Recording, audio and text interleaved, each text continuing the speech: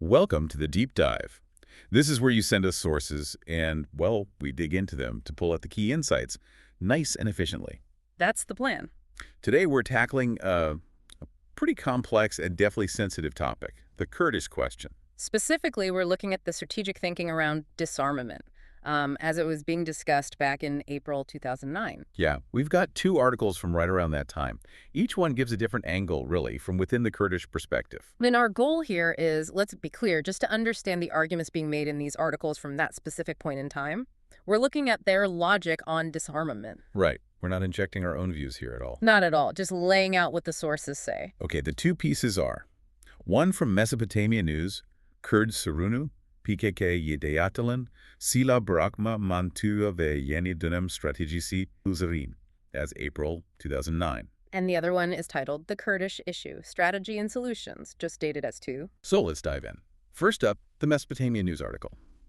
Okay, so a core idea, kind of right off the bat, is that if you want to understand any strategy, you first need to grasp the underlying system of that specific historical period. Yeah, that context is everything according to this piece.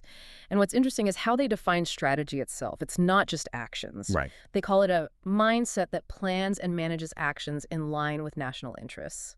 That framing, that definition, it really shapes their whole argument. It really does. And it leads them to argue for this Kurdish Conference initiative. They say it absolutely needs to operate with a unified Kurdish national strategy. Because the problem is national, the solution needs a national strategy. That's the logic. For something healthy and lasting anyway. Exactly. So given that strategy is tied to these national interests, how does this article look at the calls for the PKK to, disarm? Well, not favorably. Let's put it that way. They don't see it as a step towards peace. No, they actually call it the first step of a total liquidation process. So a very, very different interpretation. Oh, okay. Liquidation. That's strong.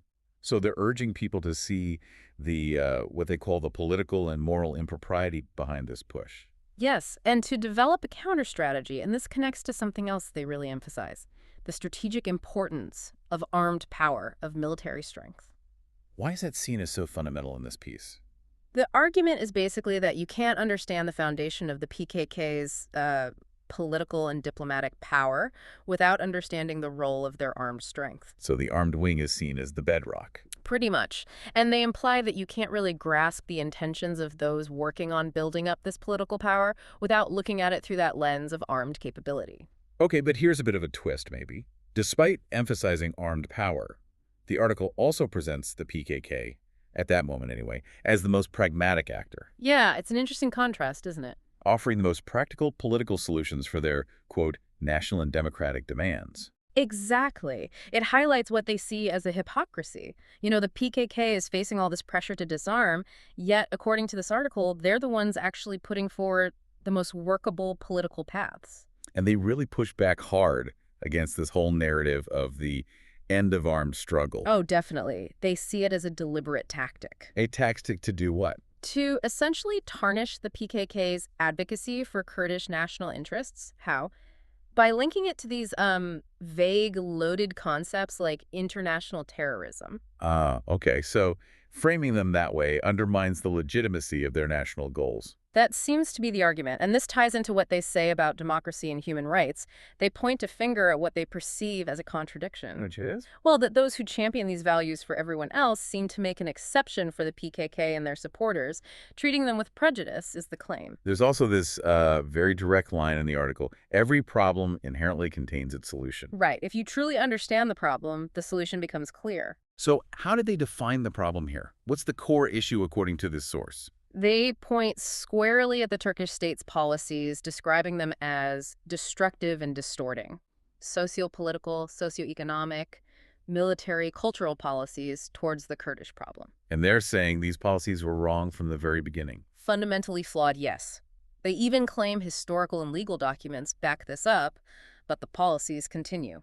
And that's the context for how they view silah bırakma. Which means? Making weapons be abandoned, disarmament initiatives. Right. And they see these initiatives as, an unhealthy manifestation of a reverse process logic. What does that mean, reverse process? It means they think the focus is backwards. instead of starting with disarmament. You should start with. Addressing the root causes, Okay. changing those state policies they criticize. Disarmament first is putting the cart before the horse, in their view. Okay, got it. They go even further, calling the constant talk about PKK disarmament a magic word. Yeah, like a brainwashing tactic. That's the phrase they use. Brainwashing. Who's doing the brainwashing, according to them? They suggest it's the international community, and maybe even some parts of the Kurdish nation itself. This constant repetition, they argue, creates this false sense that disarmament is the obvious, correct solution. And they compare this to? Outdated Cold War psychological warfare. Pretty strong stuff. Definitely. And they insist the approach here should be consistent with how other conflicts were handled, right? Yes, they list examples. The PLO, IRA, ETA, East Timor, LTTE, FARC, Kosovo. They're saying, look at how those were addressed by states and the international community. And the PKK's view on those precedents needs to be considered before anything happens. That's their argument. Don't just impose something. Look at the precedents and get the PKK's take. The article also takes aim at the Kurdish Conference Initiative itself. Says it lacks the authority to call for PKK disarmament. Why? Their reasoning seems to be that this conference, as they see it, doesn't properly represent the Kurdish identity, and crucially, it undermines the PKK's own power to make decisions on something as vital as laying down arms. Okay. And finally, for this first article, they do lay out conditions for when armed struggle could end. What needs to happen first? Fundamentally, the Turkish state needs to act. They need to implement major legal and political reforms. Reforms that actually change the status of the Kurdish issue so it's no longer a problem. Changing policies across the board, socio-political, economic, cultural. Exactly, in a contemporary way.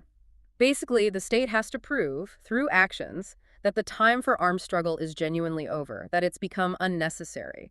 Then, and only then, could disarmament be on the table, according to this source. Right, quite a clear stance. Okay, let's shift gears now to the second article, the Kurdish issue, strategy and solutions. This one might offer a slightly different perspective, maybe. It starts from a different place, certainly. It emphasizes the need for third-party guarantees. Guarantees for what? For any fundamental steps the Turkish state might take regarding the Kurdish issue. And it suggests the solution needs to be directed towards the PKK, but under the watch of neutral international actors. So external oversight is key here. Why the emphasis on that?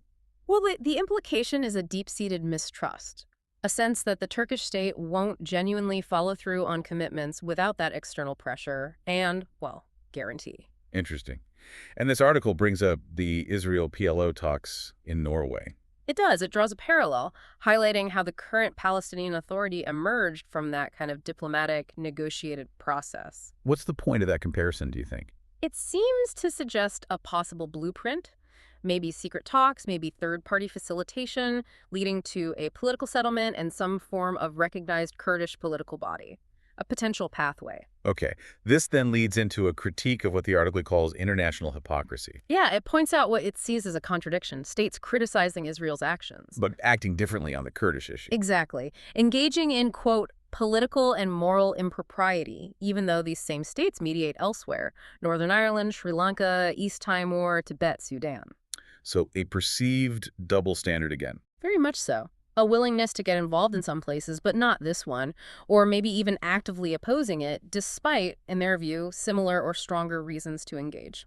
And they say it shouldn't be surprising that the PKK doesn't get the same treatment as other groups. Right. Even though the article claims the PKK initiated ceasefires and dialogue calls that maybe others hadn't. What's the underlying point there? It suggests a kind of systemic bias against the PKK, that despite their own moves towards peace, they aren't given the same legitimacy or opportunities. The article then pivots a bit, looking inwards at the Kurdish side. He talks about leadership, organizational, mass, and conscious deficiencies. That sounds critical. It is quite critical, yeah. It suggests that some of the problems in developing a clear strategy stem from weaknesses within the various Kurdish movements and organizations themselves. Lack of unity, perhaps, or strategic clarity. And they make a really bold claim about the PKK's role in relation to these other groups. Extremely bold.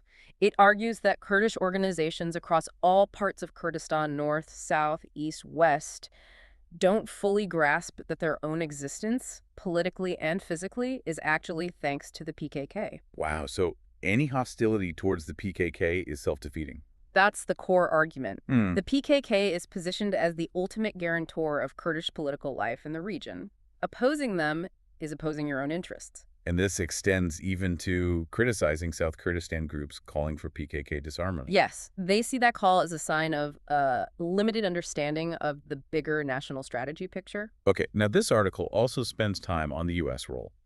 It argues there's been a significant shift in U.S. foreign policy on the Kurdish issue, a clear transformation in understanding. That's what they claim, a definite shift. Now, what's driving this shift, according to the article? Several big geopolitical factors, things like the situations in Iraq and Afghanistan, concerns about Iran's nuclear program. And these factors make resolving the Kurdish issue in Turkey more urgent. Yes, necessary and urgent within that wider regional context. That's the connection they make. And they argue the U.S. isn't just interested anymore, it's become an active party. Right.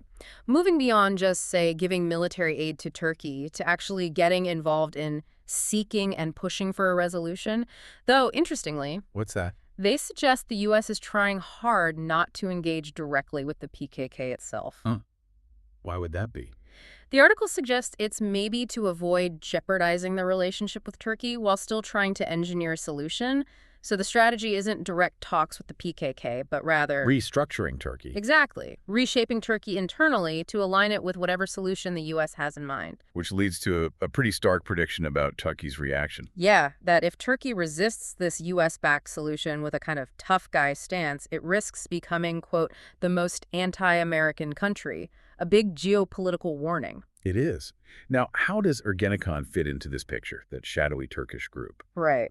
The article connects the disarmament and liquidation of Ergenekon to this U.S. strategy. How so? The idea seems to be that dismantling Ergenekon makes a resolution involving the PKK, potentially including disarmament, smoother, less painful. But they distinguish Ergenekon from the PKK. Oh, yeah. They point out Ergenekon doesn't have the same clear identity, leadership, structure, or, frankly, a counterpart for peace talks like the PKK does. Different political dynamics. So getting rid of Ergenekon facilitates PKK disarmament, but only if. Only if there are also major reforms inside Turkey. Specifically, they mention the structure and functioning of the Turkish general staff. The military leadership. Yes, and the article notes criticisms coming from the U.S. and Europe about the general staff, suggesting NATO-related reforms are on the agenda. An imposed reform agenda. That's the implication. And the article suggests the general staff is resisting these reforms, which is why, in turn, the general staff prioritizes the liquidation of the PKK. It's all interconnected in this view. Okay, so let's try and wrap this up. We've looked at these two articles from April 2009. Clearly distinct perspectives, wouldn't you say? Definitely.